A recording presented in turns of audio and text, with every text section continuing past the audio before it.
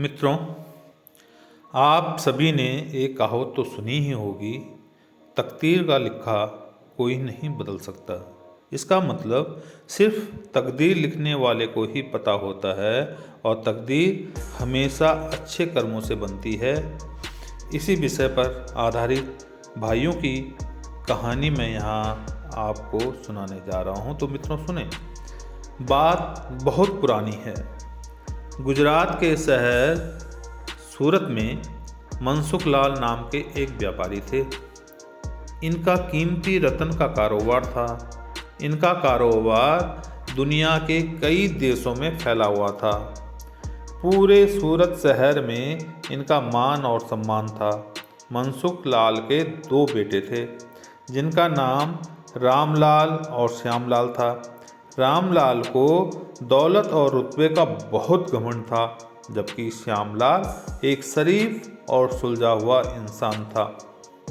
घमंड के साथ साथ रामलाल में ईर्ष्या और बेईमानी जैसे अवगुण भी थे। समय के साथ साथ मनसुख लाल की उम्र बढ़ती जा रही थी। ऐसे में उनके दोनों बेटों ने कारोबार में पिता का अधिक से अधिक हाथ बटाना शुरू कर दिया था। कुछ समय के पश्चात मनसुख लाल चल बसे और कारोबार का पूरा भार रामलाल और श्यामलाल के कंधों पर आ गया।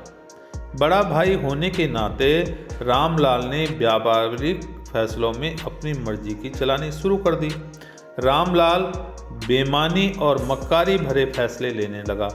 असली रत्न के नाम पर वह नकली रत्न का व्यापार करने लगा, जिससे उसका मुनाफा बढ़ गया। इस मुनाफे से उसका बाकी बचा हुआ चरित्र भी काला हो गया।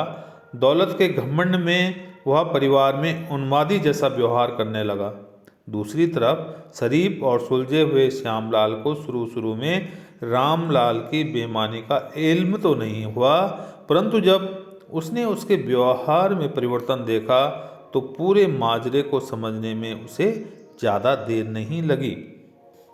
रामलाल की करतूतों से श्यामलाल को बड़ा दुख हुआ। उसने रामलाल को समझाने और सही रास्ते पर लाने की कोशिश भी की, परंतु वह नाकाम रहा। उल्टे रामलाल श्यामलाल से खफा हो गया और व्यापार में बंटवारे का बहाना ढूंढने लगा। बंटवारे में भी उसने बेईमानी की साजिश रची, घर में कलह का माहौल पैदा किया। अंततः रामलाल अपनी साजिश में सफल रहा और श्यामलाल के हिस्से के व्यापार पर भी वह कब्जा कर बैठा। रामलाल के व्यवहार से दुखी होकर श्यामलाल ने शहर में दूसरी जगह अपना ठिकाना बनाया और रतन के अपने व्यापार को नए सिरे से शुरू किया। ईमानदारी की नींव पर शुरू हुआ श्यामलाल का व्यापार जल्दी ही चल निकला।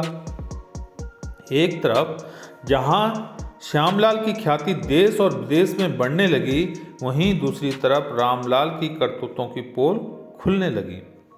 नकली रत्न के व्यापार के कारण रत्न बाजार में रामलाल की साख को जोरदार धक्का लगा और उसके व्यापार का दायरा सिमटने लगा। अंततः नौबत यहाँ तक आ गई कि बाहर क्या अपने शहर का भी कोई व्यापारी रामलाल का नाम लेने से भी तौबा करने लगा। अब तो नौबत यहाँ तक आ गई कि रामलाल को धन के अभाव में अपना घर, दुकान, सामान तक बेचना पड़ गया। जल्दी ही रामलाल के हाथ से सब कुछ निकल गया और वह परिवार सहित सड़क पर आ गया। अब रामलाल को अपने किए पर पछतावा हो रहा था, परंतु उसकी तकदीर ने जो खेल दिया था, उससे आसानी से पीछे आना उसके लिए संभव नहीं था। दूसरी तरफ श्यामलाल की तकदीर का खेल था। उसकी बदौलत वह रंग से राजा बन गया था। जब रामलाल की बदहाली की खबर श्यामलाल को लगी तो उसे बड़ा दुख हुआ।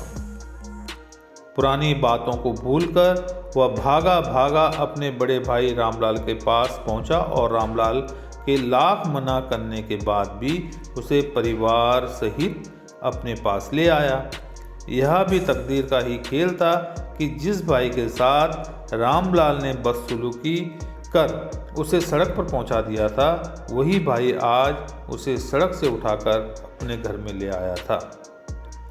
तो मित्रों, देखा आपने, इस कहानी से यह शिक्षा मिलती है कि तकदीर कब किसके साथ क्या खेल खेल दे इसका अंदाज़ा कोई नहीं लगा सकता। हाँ, इतना ज़रूर है कि आपके कर्म ही आपकी तकदीर लिखते हैं। जिस तरह रामलाल और श्यामलाल के कर्मों के आधार पर तकदीर ने उनके साथ खेल खेला था, इसी तरह अच्छे कर्म करते रहना चाहिए।